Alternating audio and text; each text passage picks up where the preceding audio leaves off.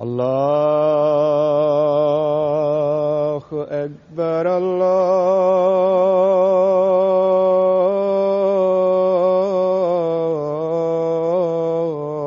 الله أكبر الله أكبر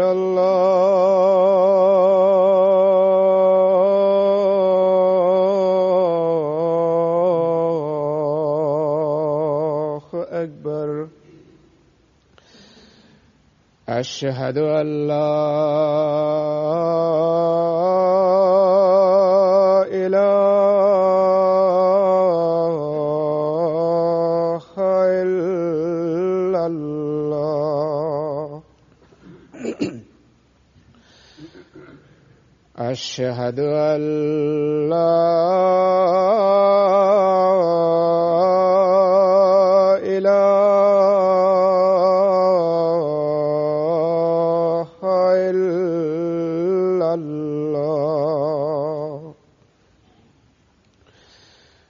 أشهد أن محمدًا رسول الله.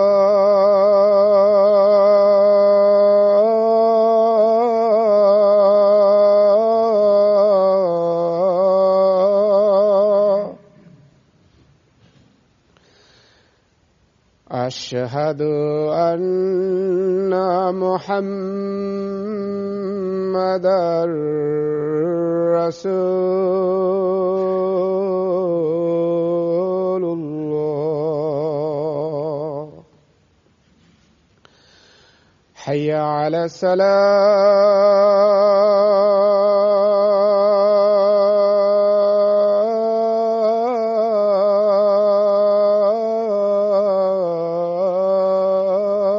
الصلاة. حي على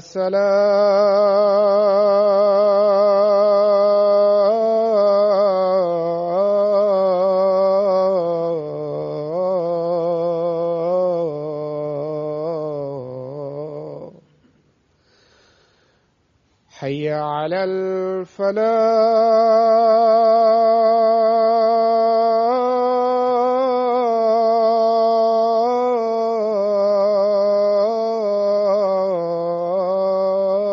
الفلاح. حي على الفلاح.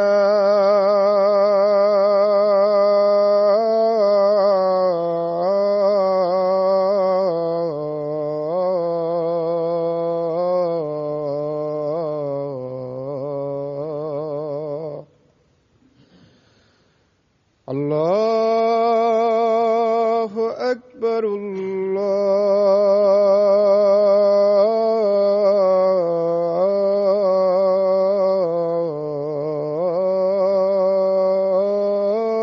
الله أكبر. لا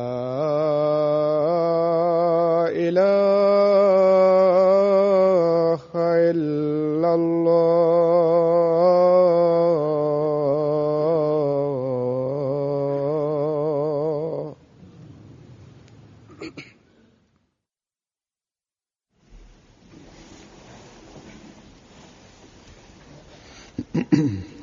السلام عليكم ورحمة الله.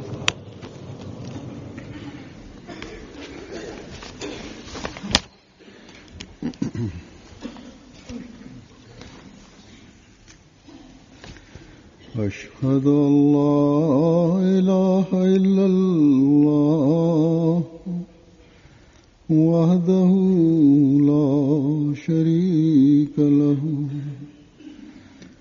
وأشهد أن محمدا عبده ورسوله أما بعد فأعوذ بالله من الشيطان الرجيم بسم الله الرحمن الرحيم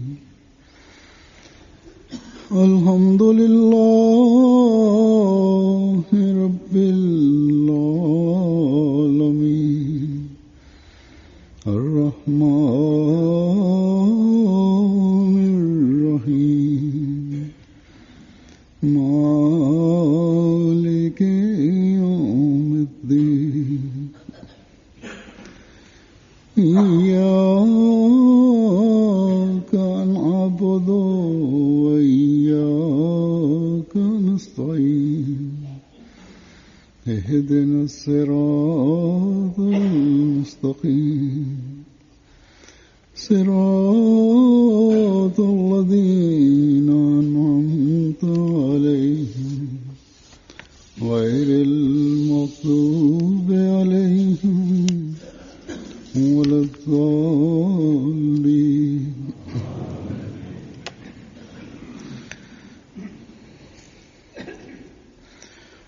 गुज़श्ता खुतबे में hutuba hii ya Alifa mtukufu ni ya tarehe 17 ya mwezi wa kwanza 2014. Alifa mtukufu yadhahullah taala ibn Salaziz anasema kwamba katika hutuba ya Ijumaa iliyopita nilikuwa naeleza kwa ajili ya kurekebisha amali na vitendo vizuizi vinavyopatikana na vitu vinavyoturudisha nyuma kwa ajili ya kufuta na kuondoa tunahitaji vitu vitatu, na kuhusu hii nilieleza kwamba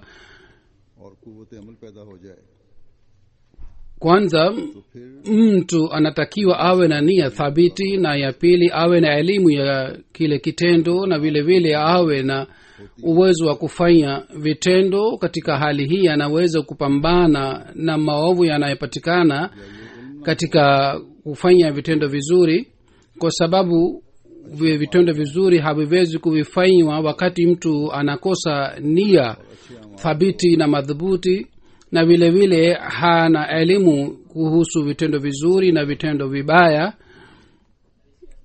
na vile vile namna gani anaweza kufanya vitendo vizuri,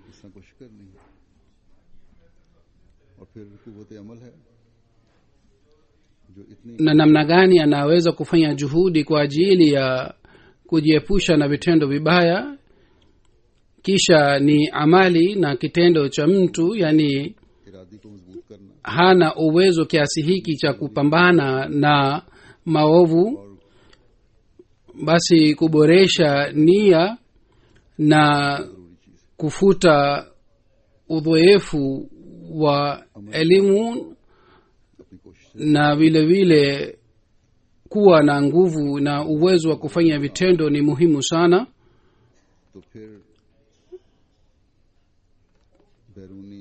Uwezo wa kufanya vitendo unapatikana kwa juhudi ya mtu mwenyewe, lakini kama yeye anakuwa dhaifu katika hali hii, anahitaji msaada kutoka kwa nje, kutoka kwa mtu mwingine. Nimeshawahi kueleza mambo haya katika hutuba ya Ijumaa iliyopita, lakini kuhusu mambo haya leo nitaeleza tena maelezo yake zaidi, kama niliyosema katika hutuba ya Ijumaa iliyopita kwamba nitazungumza zaidi kuhusu mada hii kwa sababu kuna haja ya kuzungumza kuhusu mada hii. Azura anasema kwamba umeshaona kwa ajili ya kurekebisha vitendo mambo matatu yanayotakiwa. Jambo la kwanza ni kuwa na nia thabiti. Na nia thabiti ni kitu gani? Azura anasema labda kwa wengine inaonekana ni ajabu kwamba tunaelezwa kuhusu nia thabiti kwamba hii ni kitu gani. Wengi watasema kwamba maneno ya nia thabiti inaonyesha waziwazi kwamba mtu anakuwa na nia thabiti na nia halisi ya kufanya vitendo vizuri. Hii ndiyo ni maana ya nia thabiti. Kwa hivyo kuna haja gani ya kuuliza swali hili kwamba nia thabiti ni kitu gani? Hazur anasema kwamba inatakiwa iwe wazi kuhusu hii kwamba Hazrat Muslim Maud radhiyallahu ta'ala anhu ameeleza vizuri maana yake hivi kwamba हमें याद रखनी चाहिए. nia thabiti inabadilika sawa na hali ya vitendo. तो फिर ही इस Basi inatakiwa tukumbuke jambo hili la msingi. के मामले में कुव्वत इरादी क्या चीज है. Mtakapozingatia jambo hili ndipo mnaweza kufikiria kwamba kuhusu dini kuwa na nia thabiti maana yake ni nini. दीन के मामले Basi iwe wazi kwamba kuhusu dini और जब हम nia thabiti ni jina la imani, पता चलता है कि अमली कुव्वत ईमान के बढ़ने से na wakati tunapozingatia अगर पुख्ता kulingana na maana hii tunajua kwamba ताला से ताल्लुक हो uwezo wa kufanya vitendo unaongezeka kwa kuongezeka kwa imani. Ikiwa mtu anakuwa na imani juu ya Mwenyezi Mungu, basi kazi zake zinaendelea kufanyika vizuri इस ईमान की वजह से na mambo yote yanaendelea kuwa rahisi kwake kwa msaada wa Mwenyezi Mungu. और ये सिर्फ हवाई बातें Na kwa sababu ya imani hii, shida inayopatikana katika imani, ile shida inaondoka mara moja. हजरत सल्लल्लाहु अलैहि वसल्लम के जमाने पर नजर डालते हैं. Na tunaona mifano yake wakati tunaposoma historia ya की हालतों के wakati wa Mtume Muhammad sallallahu alaihi wasallam. की हैरत होती. Hali ya imani iliyokuwa kabla ya kuamini na hali ya imani iliyopatikana baada ya kumwamini Mtume Muhammad sallallahu alaihi wasallam, kwa kusoma zile mifano tunashangaa wale waliomwamini Mtume Muhammad sallallahu alaihi wasallam, wale watu walikuwa wa aina gani, hali yao ya zamani ilikuwaje, historia inatuambia nini. Miongoni wa wale walioamini, wengine walikuwa wezi, wengine walikuwa majambazi, wengine walikuwa fasiki, na wengine miongoni wa hawa walikuwa ambao walikuwa wakifungisha ndoa kwa mama zao, na walikuwa wakiwaua mabinti zao, उनमें शराब na wengine walikuwa wenye kucheza kamari, के इस बारे में उनका मुकाबला na wengine walikuwa wenye kunywa pombe, शराब na walikuwa wakipenda pombe kiasi hiki kwamba hakuna anayeweza kushindana nao, na walikuwa wakiona kunywa pombe ni heshima kwao, एक शायर na walikuwa wakifanya fahari kwa sababu ya kunywa pombe kwamba mimi nimekunywa pombe kiasi hiki na hiki. कि मैं वो हूँ Shairi moja तो को उठ उठ कर anaeleza fahari yake पानी को तो हाथ ही नहीं लगाता. katika जवारी अपने जुए पर फख्र kwa kusema hii kwamba mimi ni yule ambaye naamka usiku na nakunywa pombe, na mimi sinywi maji hata kidogo. हटा देता हूँ Na और फिर माल आता है तो फिर उसे जुए में aliyekuwa akicheza kemari alikuwa akisema kwamba mimi ni yule ambaye anapoteza mali yake yote katika kemari, ऐलान न करता हूँ. na nikipata mali tena nacheza kemari tena napoteza mali yangu yote. Hazuru anasema hata siku hizi yeyote anayecheza kamari hawezi kutangaza hivi, lakini hii ilikuwa hali yao wakati ule. Lakini baadaye walipomwamini Mtume Muhammad sallallahu alaihi wasallam, hali yao ilibadilika namna gani, mapinduzi gani yalipatikana ndani yao. इसके वाकयात भी तारीख में बताती हैं. Na kwa sababu ya imani hii, nia thabiti ilipatikanaje ndani yao. Matukio yake yanapatikana katika historia. Kwa kusoma yale matukio, sisi tunashangaa kwamba namna gani haraka sana mapinduzi haya yalipatikana ndani yao. अपने दिल को Baada ya kuamini, waliamua kwamba sasa kwa ajili ya kufuata mafundisho ya dini tukufu ya Islam, sisi tutaboresha, tutaimarisha mioyo yetu. Waliamua kwamba कर लिया dhidi ya amri za Mwenyezi Mungu sisi hatutachukua hatua hata mmoja, na wakaamua hii pia kwamba उनका ये फैसला kila amri ya mtume muhammad sallallahu alaihi wa sallam ni neno la mwisho kwa ajili yetu, lazima tutafuata. कि उनके Uamuzi wao ulikuwa thabiti na madhubuti kiasi hiki kwamba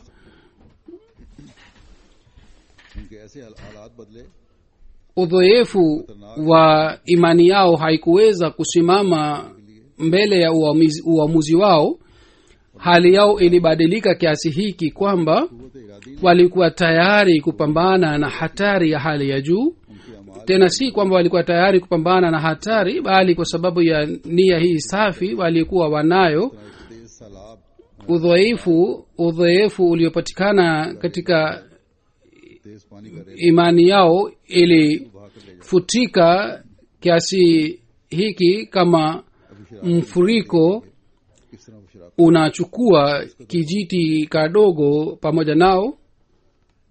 जब Huzur anasema kisha imetolewa mfano wa pombe, namna gani walikuwa wakinywa pombe na walikuwa wakifanya fahari kwa sababu ya hii. यहाँ के शराबियों के नमूने अक्सर देख Huzur anasema wakati mtu anapolewa hali yake inakuwaje. Wale wanaoishi katika nchi hii wanashuhudia jambo hili hapa mara kwa mara. शराबी फिरता है Katika barabara ya msikiti wetu wa शराब के tin Fadhal kuna mtu mmoja mlevi anayekunywa pombe. लेकिन शराब खरीद Yeye anatembea kule, kila wakati anabeba chupa ya pombe na anavaa mawazi machafu, na nimepata तो काम कुछ नहीं करता taarifa kwamba yeye ni msomi na labda alikuwa mhandasi wakati fulani, उनको शायद खर्चा जो lakini siku hizi hafanyi kazi, lakini kazi yake ni kunywa pombe tu kila wakati. Yoyote anayopata msaada kutoka kwa serikali, hela ile yote anatumia katika kununua pombe na kunywa pombe, na analala barabarani katika hali ya तो उसे देख कर डर लगता kulevya. है। मैंने देखा बाज Akili yake pia imepotea. चलते रोक लेता है Anapokuwa katika hali ya kulevya, tukimwona tunaogopa. Nimeona mara kadhaa तो बहरहाल शराब के नशे anawazuia kina mama wanapotembea barabarani, na wale kina mama ambao ni wenyeji wa hapa, wao pia wanaogopa kwa kumwona yule, ili mradi hali ya kulevya ni mbaya sana. Wanapatikana wenye kunywa pombe ambao wanawatukana wazazi wao na wanafanya harakati za ajabu. वहाँ जमात को Nakumbuka nilipokuwa katika nchi ya Ghana, तो जिसके घर में kule kuna mji mmoja uitwao Tawale. Kule jamaat ilikuwa na project ya fulani, na nyumba ambamo nilikuwa nikiishi kulikuwa hakuna ukuta wa nje, ऐसे बने होते हैं na nyumba zote zilikuwa bila kuwa na ukuta wa nje. यहाँ के बैकयार्ड होते हैं। तो बहरहाल हमारा घर ऐसा था ना, उसके अंदर Wengine walijenga ukuta ndani ya nyumba zao, lakini nje kulikuwa hakuna ukuta. Katika nyumba yetu hata nje wala ndani kulikuwa hakuna ukuta, na ulikuwa wazi ule nyumba nilikuwa ile nyumba nilikuwa nikiishi, na ilikuwa sehemu ndogo ya kuegesha gari, na kulikuwa hakuna geti wala hakuna ukuta pale kama nilivyosema.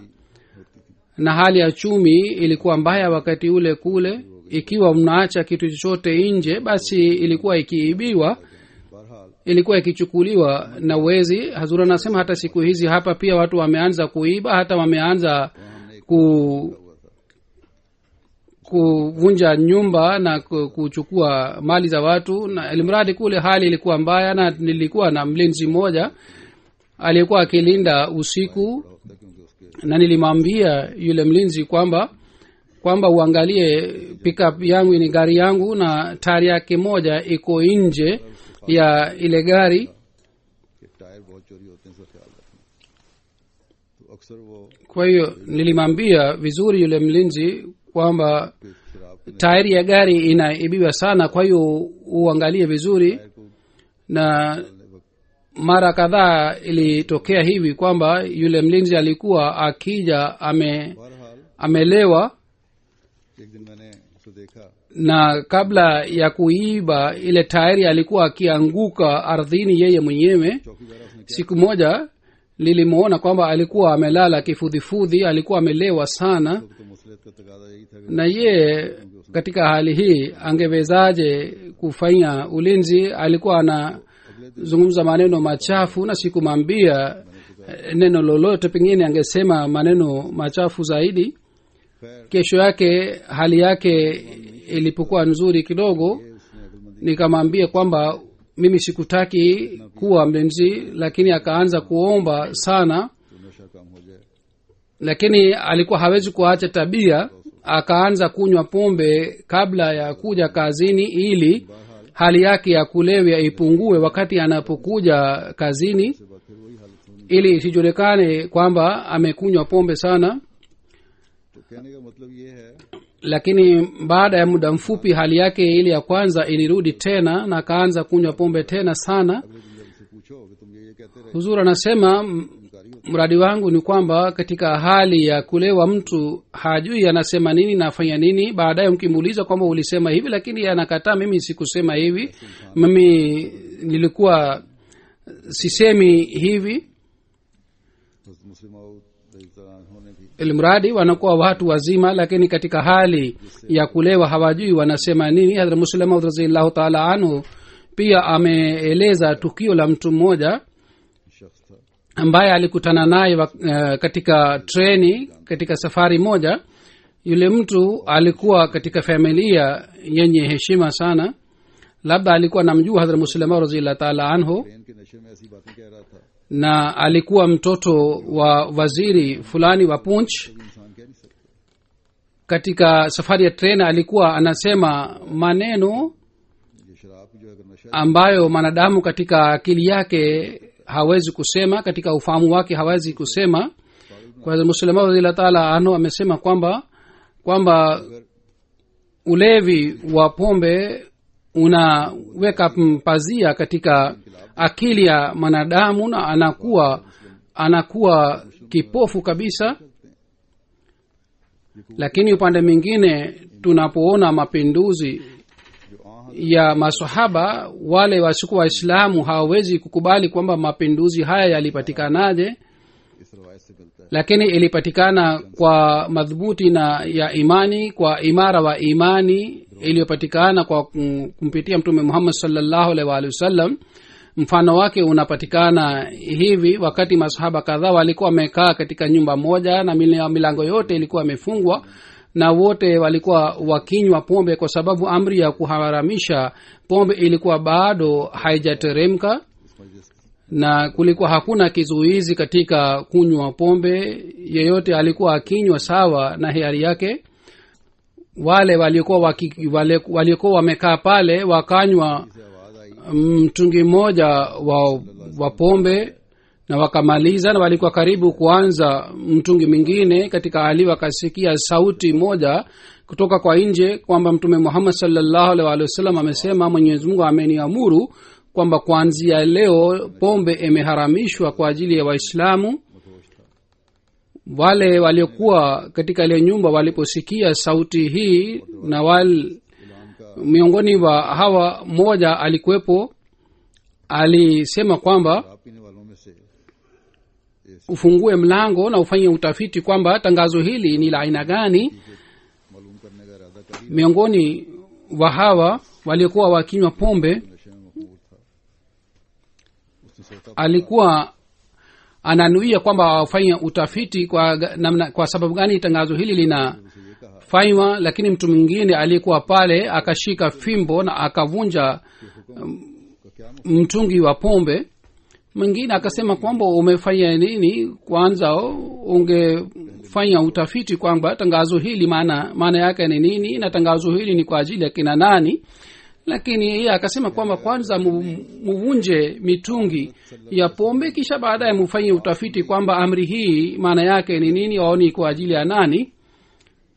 Anasema kwamba mimi niliposikia sauti ya amri ya mtume sallallahu alaihi wa sallam, kwanza nitafuata amri ya mtume sallallahu alaihi wa sallam, baadaye nitaona kwamba maana ya amri hii ni nini au mipaka ya amri hii ya mtume sallallahu alaihi wa sallam ni nini, au katika hali gani pombe imeharamishwa. Basi hii ni tofauti inayopatikana katika masahaba wa mtume muhammad sallallahu alaihi wa sallam na wengine. शराब P Nimeshawahi kueleza kwamba hali ya wale wanakunywa pombe inakuwaje तो मरने मारने पर आमादा हो wakati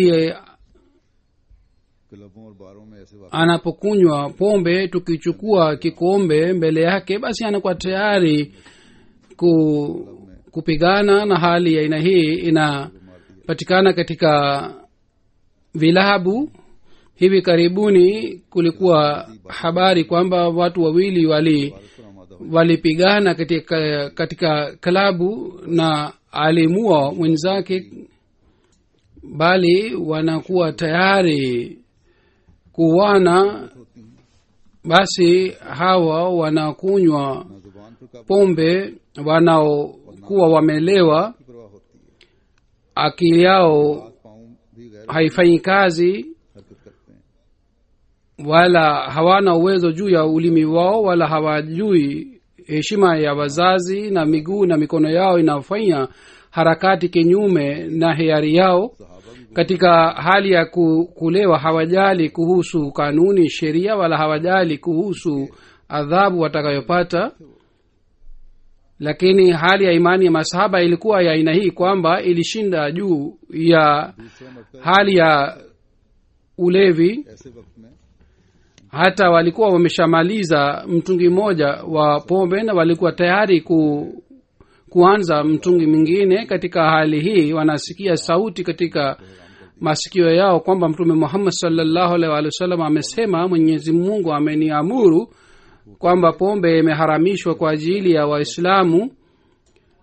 Basi kwa kusikia tangazo hili, hali yao ya kulewa inakwisha mara moja. Kwanza wanavunja mtungi wa pombe, kisha baadaye wanafanya utafiti kwa mtangazaji kwamba maana ya tangazo hili ni nini. Na hii ilikuwa si hali ya nyumba moja au ya mtu mmoja. Wale walioeleza riwaya hizi wanasema kwamba katika Madina kulikuwa nyumba chungu mzima ambapo watu walikuwa wanakunywa pombe, lakini kwa kusikia tangazo hili watu walivunja mitungi ya pombe kiasi hiki kwamba pombe ilianza kutiririka katika mitaa ya Madina. Hii ndiyo ilikuwa hali ya masahaba wa mtume Muhammad sallallahu alaihi wasallam, ambaye ilikuwa hali ya kushangaa sana. Al-Mazlum Muslima radhiyallahu ta'ala anhu amesema kwamba ni athabiti ni kitu hiki kwamba baada ya kupatikana kitu hiki hakuna kizuizi kinachopatikana katika njia yake. जिस तरफ उठते हैं Wale wanaokuwa na nia thabiti जिधर जाने katika uwanja wa kiroho wanakuwa ushujaa. Sehemu yoyote wakienda au wakinuia kwenda, shetani anaendelea kushindwa. Hata wakipata shida sawa na milima, बस अगर ile milima वो तो इरादी पैदा inakwisha kama ni chizi ya kuliwa. फिर लोगों की Ikiwa nia thabiti ya aina hii inapatikana na imani thabiti inapatikana ya aina hii, katika hali hii 1400 साल पहले watu hawana haja ya kutumia njia zingine za kurekebisha vitendo vyao. Karne 14 iliyopita, उसकी मिसाल kwa sababu ya nguvu ya imani, mapinduzi yaliyopatikana, mfano wake haupatikani duniani. लेकिन इससे मिलती जुलती कई मिसालें हैं Namna gani mapinduzi haya yalipatikana, lakini मानने वालों में हमें नजर आती mifano inayofanana na mifano है। हराम तो नहीं, ya भारत मुस्लिम hawa inapatikana katika wafuasi wa Sayyidina alayhi salatu wassalam. तो मना फरमा देते Hazur anasema kwamba kuvuta sigara ingawa si haramu, lakini Sayyidina alayhi salam alisema kwamba ingepatikana wakati wa Mtume sallam angeharamisha. Lakini kuvuta sigara ni mbaya na mtu analewa kwa sababu ya hii. Sayyidina alayhi salatu wassalam wakati fulani alipoeleza kwamba yeye hapendi kuvuta sigara au tabia ya kuvuta sigara, na sahaba moja alikuwa na tabia ya kuvuta sigara, alivunja sigara yake na tena hakuenda karibu na sigara katika maisha yake yote, na anasema hata baadaye hakufikiria kuhusu kuvuta sigara. vile vile mifano ya masahaba sinama alayhi salatu wasalam inapatikana kwamba baada ya kujiunga na jumuiya waliacha maovu ya kila aina. hata kuna mfano mmoja wa aina ये नमूने हैं wa aina hii kwamba alikuwa na tabia mbaya sawa na tabia ya kunywa pombe, lakini baada ya kujiunga na jumuiya aliacha tabia ile. Basi hii ndiyo ni mifano tunatakiwa tuige katika maisha yetu. Huzuru anasema kwamba बचना इसलिए नहीं haitakiwi kwamba tuwaache kufanya maovu kwa sababu ya kuwa na hofu ya sheria au kanuni, सोचनी होनी चाहिए au tusijiepushe na maovu kwa sababu ya hofu ya wazazi au ya jamii. Haitakiwi wazo la aina hii lipatikane, और उसके रसूल सल्लल्लाहु bali inatakiwa wazo iwe hili kwamba nitaacha maovu na dhambi kwa sababu अलैहि वसल्लम ने फरमाया mwenyezi mungu na mtume wake ametuzuia tusifanye, au katika zama hii sayyidina Ahmad alayhi salatu wassalam ametuzuia kwamba tusifanye maovu haya, dhambi hizi. खुलेआम ndio maana sisi hatufanyi katika nchi za waislamu. Ikiwa pombe haipatikani kila mahali, hususan najua kuhusu Pakistan, kanuni ya nchi hairuhusu kwamba pombe ipatikane kwa ajili ya kila mtu, lakini pombe inatayarishwa kwa वाहनों से आला किस्म की शराब kwa kujificha, na pombe ile inakuwa na ulevi sana. Student Watu matajiri wanapata pombe nzuri, कि ऐसे सिरप या दवाइयाँ na nimeona kwamba wanafunzi wa university wanakunywa dawa ya kuhoa ambamo kuna alcohol. Wao wanatumia ile dawa kwa ajili ya kulewa, अपनी कुव्वत इरादी से na इन बुराइयों से madawa ya aina hii yanakuwa na madhara. Kwa hivyo wanajumuia wanatakiwa wasitumie madawa ya aina hii, na inatakiwa wao wajiepushe na hali hii ya maovu kwa kuwa na nia thabiti. Katika nchi hii na nchi zingine America में kuna kitu kingine नशा किया जाता है ambacho kinatumika किस्म का हुक्का है hapa. Kile kitu kinaitwa shisha, na Marekani inaitwa huka, शीशा इस्तेमाल करते हैं और कहते हैं इसमें नशा नहीं na hapa kwetu huzuri anasema mimi najua kwamba vijana wengine, mabinti na vijana wanatumia shisha, wanasema hakuna madhara ya kutumia kwa sababu hakuna kitu cha kulevya katika ile shisha. Huzuri anasema kwamba inatakiwa wakumbuke kwamba hii tabia ndogo ndogo ya kulewa itawapelekeni katika tabia mbaya ya kulewa sana, na kisha haitakuwa rahisi kwenu kuacha ile tabia. Kwa hivyo mnatakiwa muache tabia hii sasa hivi, ईमान की गर्मी ही कुव्वत इरादी पैदा कर सकती है na kwa ajili ya hii mnatakiwa muone, mchunguze imani yenu, kwa sababu imani yenu itawapatieni nia thabiti ambayo itawasaidieni kufanya uamuzi mkubwa. में रोके नहीं डाल सकते जैसा कि मैंने कहा पाकिस्तान में कानून भी है मिलती भी नहीं लेकिन फिर भी लोग पीते भी हैं Pengine कई तरह के kanuni haiwezi kuzuia, kwa sababu kwa kuwa na kanuni watu wanakunywa pombe लोगों ने na wanatumia madawa ya kulewa. पीना शुरू कर दिया और spirit Marekani pia ilifanya juhudi ya और इसकी वजह से लोग kuuza pombe, lakini watu walianza kunywa spirit, na spirit pia ina madhara yake, na kwa sababu ya hii watu walianza kufa. भी कानून की कोशिश कामयाब नहीं हो सकी Hadhrat Muslim radhiyallahu ta'ala anhu ameandika kwamba kwa sababu wao walikuwa hawana imani, kwa hiyo juhudi hii ya dunia haikufaa, bali wao walilazimika kiasi hiki kwamba बनाया wakaanza kunywa spirit na wakajidhuru wenyewe. शराब में ले गए Baadaye serikali iliamua kwamba ikiwa daktari inaruhusu, basi mnaweza kupata pombe. सफाई करते हैं तो तो इसका na kibali pia kilikuwa kikipatikana kwa sababu ya hali fulani, ndipo daktari aliruhusiwa kutoa certificate. Na matokeo yalikuwa hivi kwamba madaktari kwa sababu ya kuongeza mali yao walianza kutoa certificate ya kibandia, एक वक्त ऐसा आया na wale madaktari walikuwa hawakupata fedha kwa kutoa certificate, walianza kupata mali sana. Hatimaye wakati ilifika kwamba serikali ilishindwa, na siku hizi pombe inapatikana kila mahali, isipokuwa tofauti ni hii kwamba umri ni miaka 21, sehemu ingine ni 18, na sehemu ingine wanasema hata kama kijana anaenda na mtu mzima, hata kama ana umri wa 14 16 anaweza kunywa pombe. यूं तरक्की याफ्ता हो रहे हैं Hizi ni udhur mbalimbali ya kuficha aibu zao.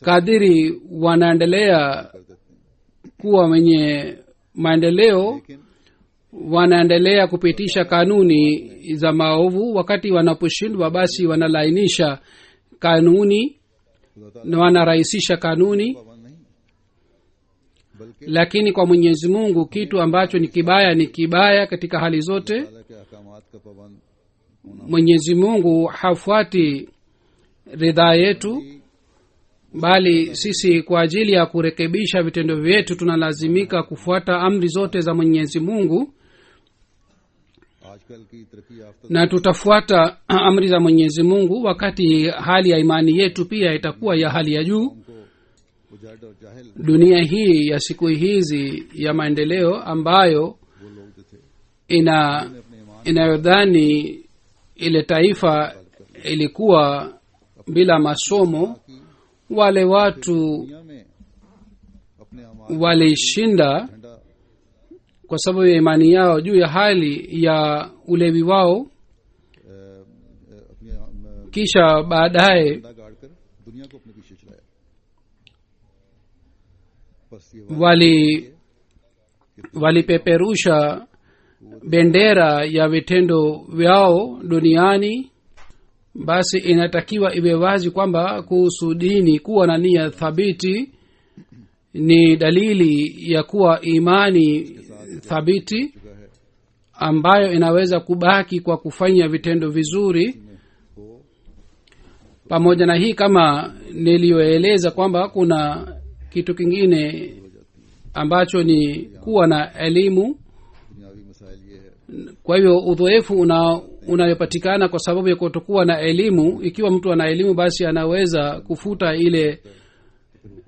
ile kosa. Kwa mfano, watoto wanakuwa tabia fulani katika utoto wao, mwingine anakuwa na tabia ya kukula udongo, na mtu anayekuwa na elimu ya hasara yake anamzuia kwamba asile udongo.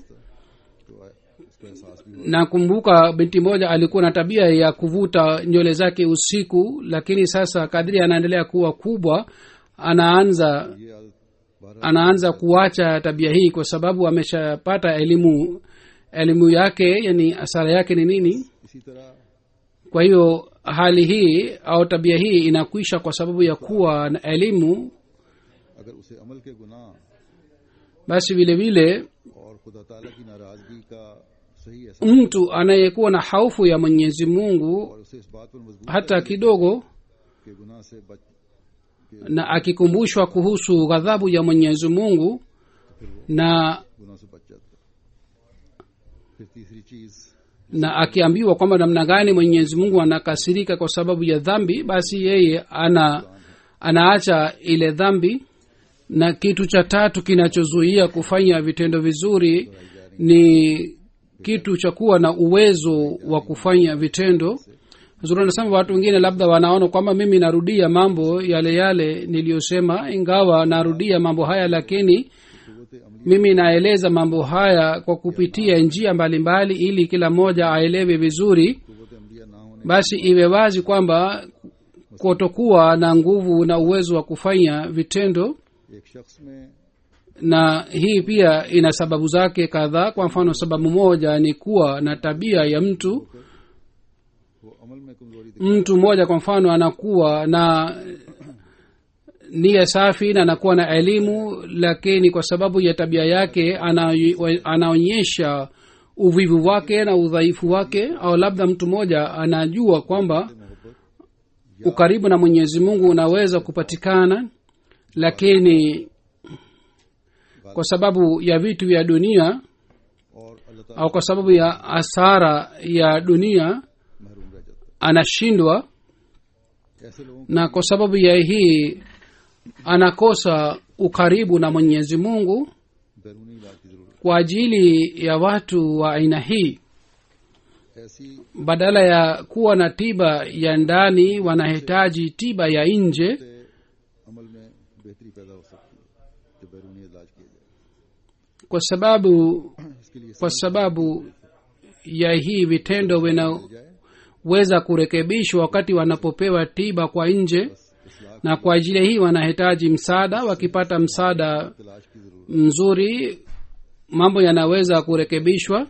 किसी बात का इल्म Basi kwa ajili ya kurekebisha vitendo, msaada huu mzuri unatakiwa utafutwe. का गजब Ikiwa mtu anajua tayari इंसान गुनाह जब करे तो उससे खुदा ताला के गजब से खौफ kwamba दिलाना तो ghadhabu ya mwenyezi mungu inapatikana wakati mtu hafanyi vitendo vizuri. जबकि उससे पहले इल्म है। Katika hali hii tukimwogebesha kuhusu ghadhabu ya mwenyezi mungu haitafaa kwake, वो तो इरादी भी kwa sababu tayari anajua kuhusu ghadhabu ya mwenyezi mungu इल्म जैसा कि na ana elimu yake vizuri दिया उससे पहले, na ana मगर खुदा ताला के ana nia और safi, खौफ lakini bado haijakamilika. असर नहीं कर सकता। अब उसके लिए किसी और चीज की जरूरत है। Na kwa sababu ya ukutu wa moyo ghadhabu ya mwenyezi mungu haifanyi kazi यही कहता है ना खुदा ताला, kwa ajili yake. Kwa hiyo anahitaji kitu kingine kwa ajili ya kurekebisha hali yake hii. तो खुदा ताला भी उसकी नजरों से ओझल हो गया, इसलिए वो खुदा ताला से नहीं डरता। Ni yule ambaye ऐसे लोगों के लिए बात दूसरे hana imani kamili, mwenyezi mungu pia anakuwa mbali katika macho yake, ndiyo maana hamwogopi mwenyezi mungu. Kwa ajili ya watu wa aina hii wanakwepo watu wengine kwao wanaogopa. तो इसकी भी इस्लाह हो सकती है। Basi tukiweka haufu ya mtu katika moyo wa mtu wa aina hii na tukijaribu kurekebisha, basi anaweza kurekebika, डर कर lakini पीछे हटने वाली sharti yake ni kwamba दुनियावी कानून ile haufu kwa sababu ya masilahi ya kisiasa au ya kidunia isirudi nyuma, kama kanuni inapatikana siku hizi duniani, बाद ऐसे लोग ilmradi watu wa aina hii watatu wanapatikana duniani na maradhi hii pia inapatikana, hizi pia zinapatikana duniani. Wapo watu wengine ambao की कमजोरी vitendo vyao si vizuri kwa sababu hawakukamilika katika imani yao. Wapo watu wengine लोग ऐसे होते हैं ambao vitendo si vizuri kwa sababu elimu yao haikukamilika. Wapo wengine जरा ऐसे उन पर ऐसा जंग ambao wanakuwa na imani na elimu, दोनों इलाज उनके लिए काफी नहीं होते lakini और बैरूनी wao wanakuwa na ukutu wa aina hii kwamba किसी सहारे की जरूरत madawa haya yote hayafai kwao. Kwa hiyo wanahitaji tiba ya nje बाद na wanahitaji msaada kutoka kwa nje.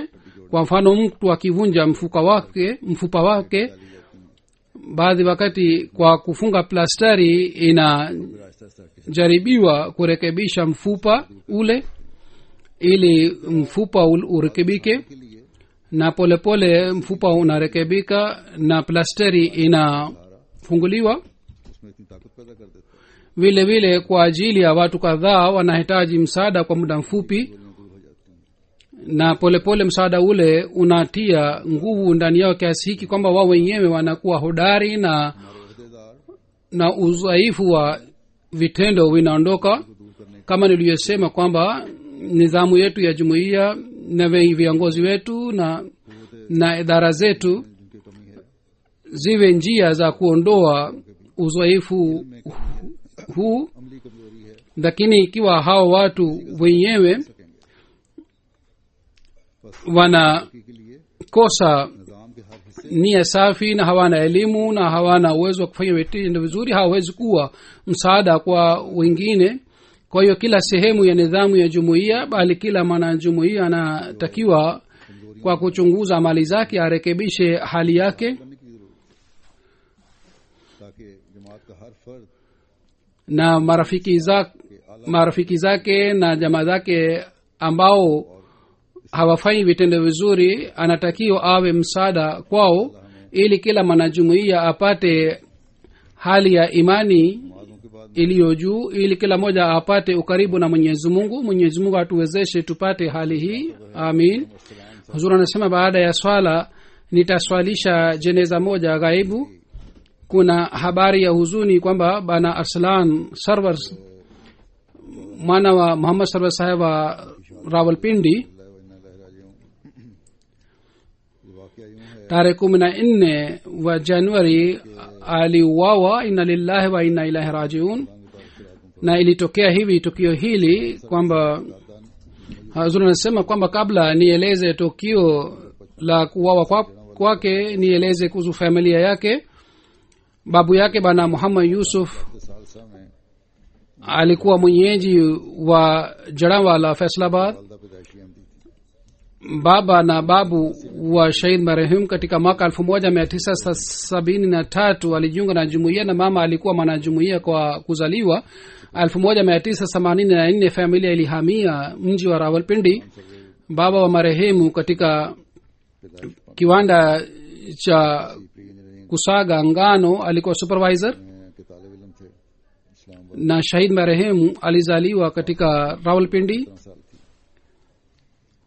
na alikuwa mwanafunzi katika islamabad 13-14 wakati wa kuuawa umri wake ulikuwa miaka 17 मोहल्ले के गैर अहमदी दोस्त tukio la kuuawa bwana arslan saheb ni hivi kwamba katikati ya usiku wa tarehe 13 na 14 wa januari saa 7 usiku pamoja na marafiki zake wawili wasikuwa na jumuiya walikuwa wanafanya maandalizi ya kusherekea maulidi ya mtume sallallahu alaihi wasallam कबल इनमें से 2 अफराद gari moja ikaja na ikasimama na baada ya pikipiki moja pia ikaja ikasimama pale karibu nao जो कि पहले ही वहां पर रखा हुआ था इसी दौरान गली में मौजूद na watu wawili walileta kitu fulani katika mfuko kutoka katika takataka ilikuwa pale की वजह से bwana arslan na wale marafiki zake wakamuona na wakashauri kwamba ni vizuri tuwaamshe wakubwa kwa hiyo wakaanza kupiga kelele bwana arslan kwa hiyo mtu mmoja akapiga risasi kwa hiyo hawa vijana wakakimbia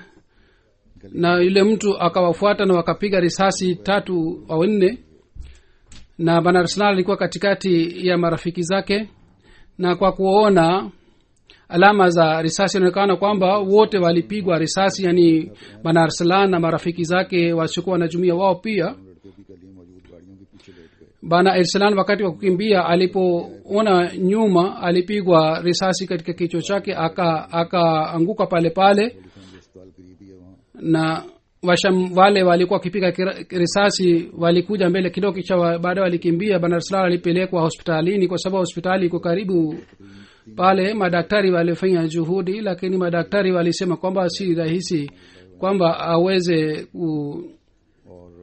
kupona kwa hiyo baada ya masaa matatu alifariki inna lillahi wa inna ilaihi rajiun bana arslan alikuwa mpendwa wa kila moja hata wasiokuwa wanajumuia wao pia walikuja kwa ajili ya rambirambi na alikuwa musi kwa fadhili za mwenyezi mungu na alifanya wasia katika umri wa 14 alikuwa saik katika satellite town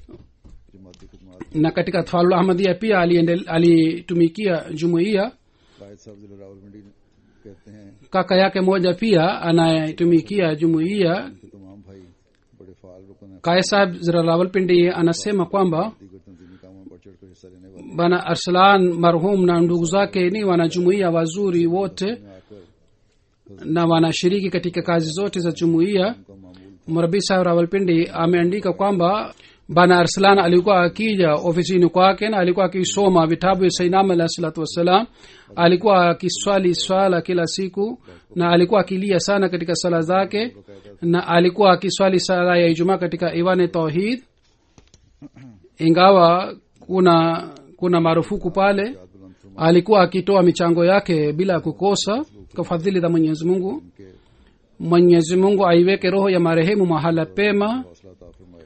na amrehemu na mghofirie मरहूम विपस्मानगान na wale waliobaki nyuma yake mwenyezi mungu awajalie subra sana वालदा marehemu ameacha baba bana muhammad sarwar saheb ambaye ni sekretari dawat ilallah Ahmad अमरीका में हैं, na mama ishrat parveen Rawalpindi में na kaka watatu yasar ambani katika germany na moja ni marekani na bana muhammad ahmad yuko katika rawalpindi mwenyezi mungu awajalie hawa wote subra amin الحمد لله نحمده ونستعينه ونستغفره ونؤمن به ونتوكل عليه ونعوذ بالله من شرور أنفسنا ومن سيئات أعمالنا